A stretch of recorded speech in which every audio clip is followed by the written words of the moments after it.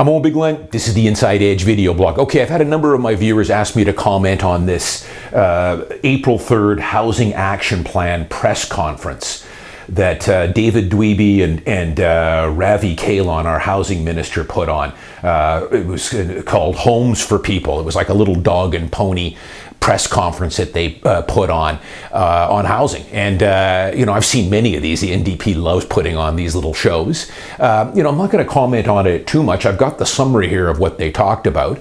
Let's see what happens with this. For right now, most of this stuff is just absolute pipe dreams, folks. I think most people realize this. It's just these pipe dream ideas that the NDP wants to throw out and have been putting out for years and years. Very little of them ever come to fruition.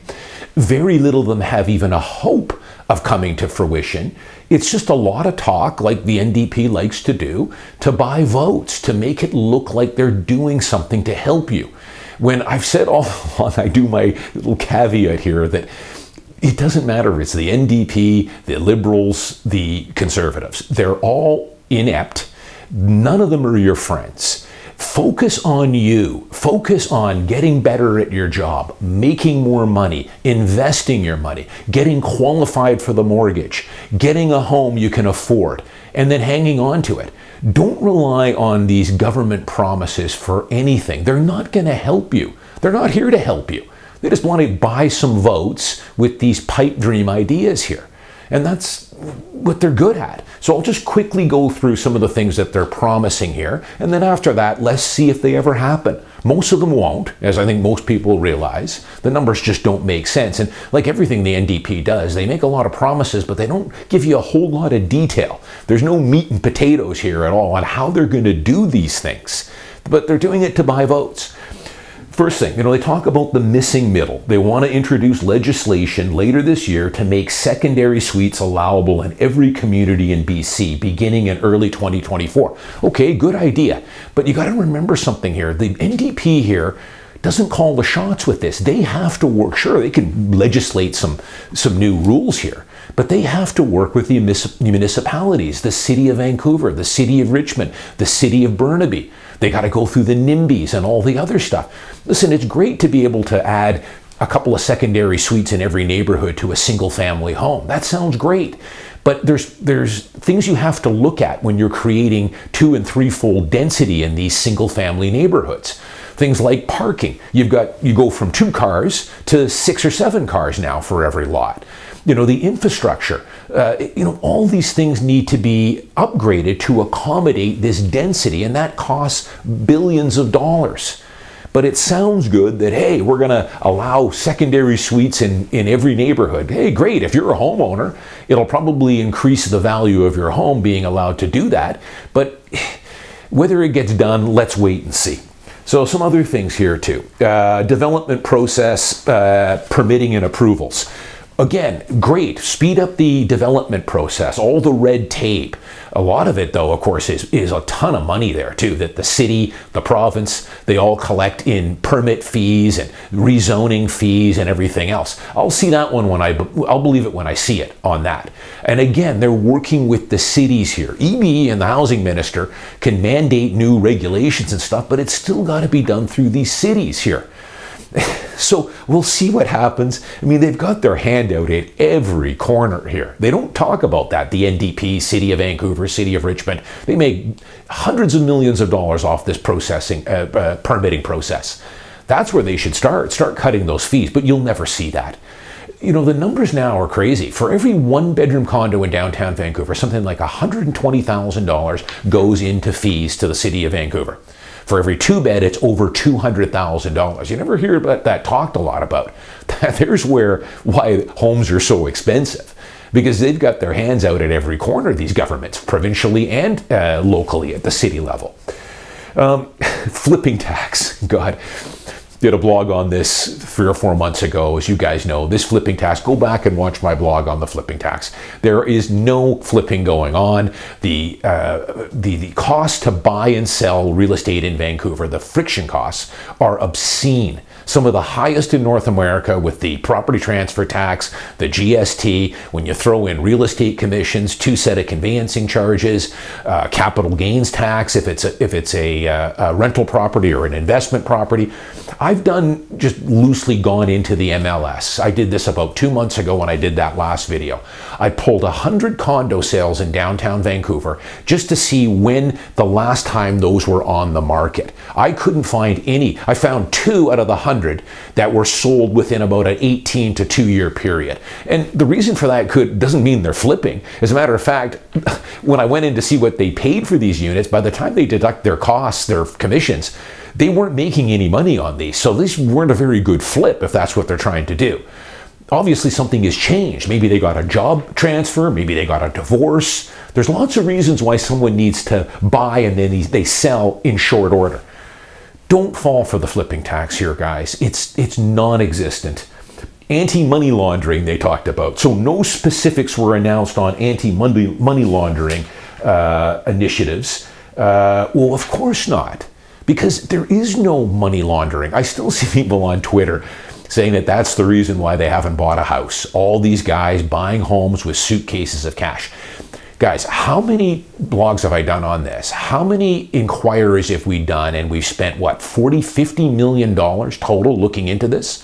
That Cullen inquiry, which after 2 years came up with the conclusion that money laundering did not have any material impact on housing prices in the Lower Mainland. But I told you guys that 5 years ago. You cannot buy a home with cash with the FinTrack requirements we've had for the last 7 years here.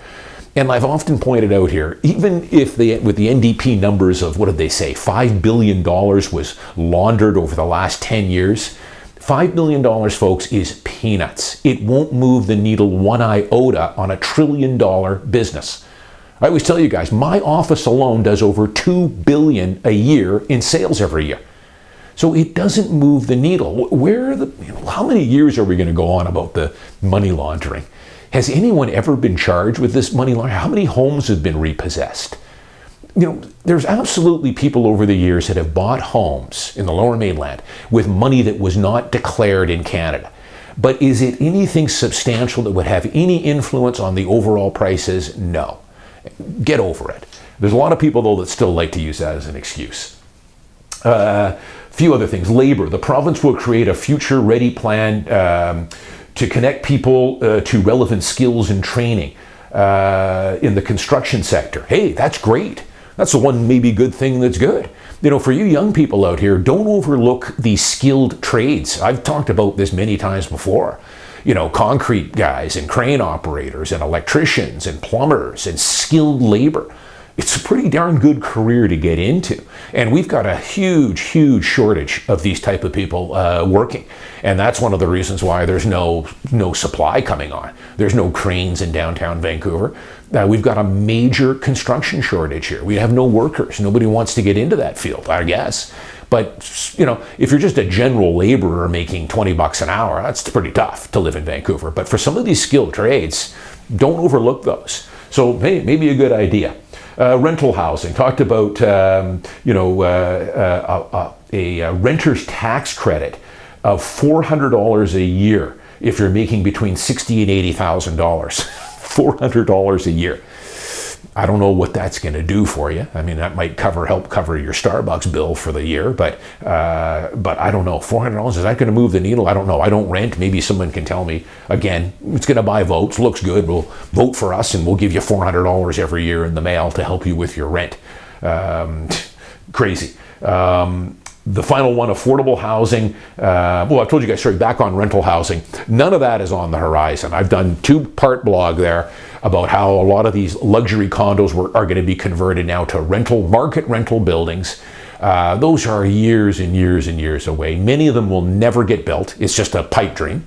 And of those that will, we're probably 5, 6, 7 years away before you'll be able to move into this new rental building. And even then, it's going to be a circus, and it's going to be at market rent. So $2,800, $2,900 a month for a small one bedroom. So hardly going to help anybody. All that really is going to do is help people stay in that renter treadmill at market rents. But a long way away before that you ever get the keys on those rental units. They're not coming.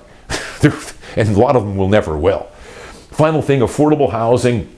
They announced that they're going to provide $394 million, peanuts, as an initial investment to help deliver up to 10,000 units near transit over the next 10 or 15 years. Okay, well, yeah, great. Start providing some more money out of my tax dollars, and I'm fine with it. Put the money in. $394 million, though, that's not going to get anything built. Building 10,000 units?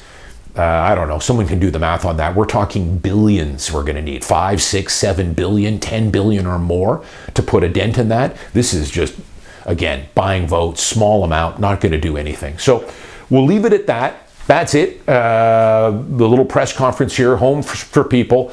We'll see how much of it comes to fruition here. I think most of it is just lip service to buy votes. Very little of this will ever see the light of day. And the ones that they've got, things like flipping taxes and renter grants, they're not going to do very much here. Best thing in here is maybe trying to get more labor, more young people into the skilled trades. That I can get behind for sure. But we'll leave it for that. Well, let's just let it all kind of play out, because I've seen so many of these NDP dog and pony shows here promising all this stuff that never happens. So why even keep talking about it? Let's see how it goes with this zoning and allowing multiple units and allowing fourplexes and all that other good stuff. Good luck getting that by the NIMBYs. Good luck getting that by the municipalities when you're, tripling the density. How that's going to work out with parking and roads and transit and all that other stuff. NDP never likes to talk about a lot of that stuff. They sounds all good, but they're, it's not as easy as what they make it out to be. I'm Owen Bigland. As always, thanks for watching. I'll see you next week.